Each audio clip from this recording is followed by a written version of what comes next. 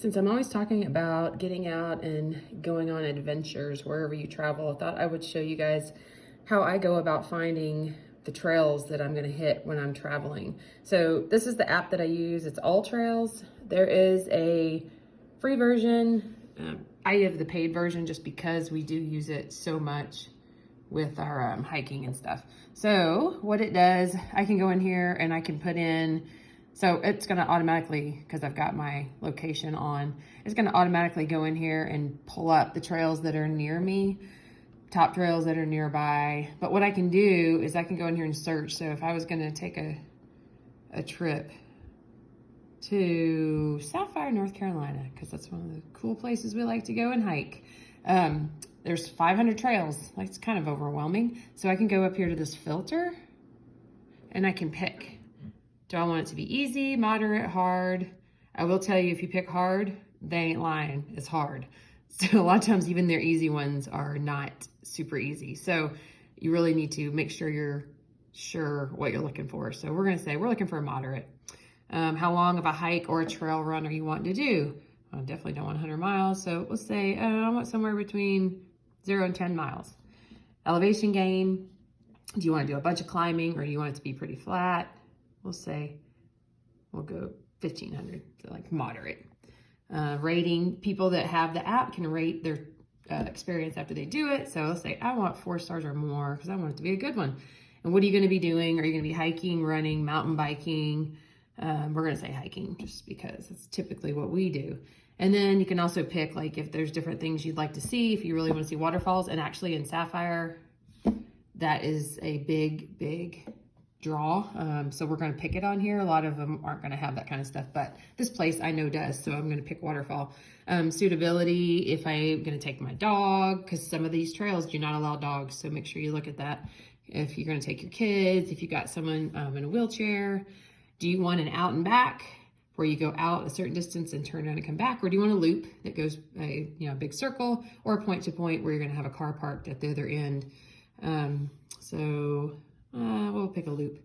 And then trail traffic, that just to me depends on how busy you want it to be. Personally, I don't like a lot of people being out there. I do like to have some people just for safety wise, especially if I'm by myself, but I tend to try to pick the lighter traffic. And then, well, look, it gave me a whole 2. So see the trails. So here's the 2 that it gave me. It tells you they're both moderate. Whoops, go back here. Both of them, this one's 4.5 stars, this one's 4 stars. They're almost the same length, 5.1 and 5.2 miles. And so if we pick this one, it's going to give us a description.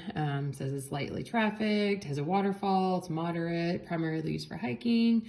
It gives you a map of the route. You see it's a loop route, which means I'm going to start and finish in the same point, which makes it super easy. People have gone on and done reviews, so you can see kind of what other people have said about it. I really do like to look at the reviews because I want to know what I'm going to see, or if there's sometimes if there's a trail that's closed because of maintenance or something, someone will put that on there so you'll see it. There's also a place where people can upload their photos. So I want to see what this trail looks like. Okay, this is what it looks like. It's got snow that day. And a cute dog. So people can go on here and post pictures of the trail. And then you can go see the people who have done it and show kind of what loop they took. I'll go back on here.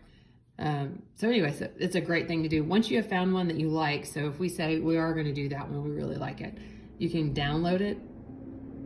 And that way it will save it on your device. So once I've saved it on my device, I can get directions to get there. It'll take you right to the trailhead.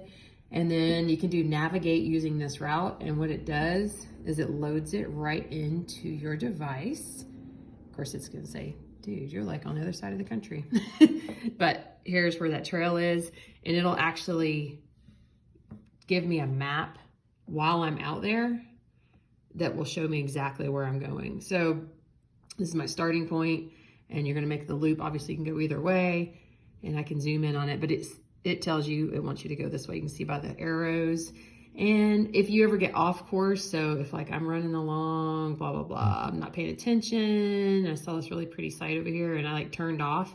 The app will actually beep at you and tell you that you're off course. And so you can look at it and kind of figure out how to get back on it. So it's really good about, telling you where you're at on your course and how far you've gone so far and all that good stuff. So anyway, I just thought I would share that because I find it to be extremely helpful and we use it all the time.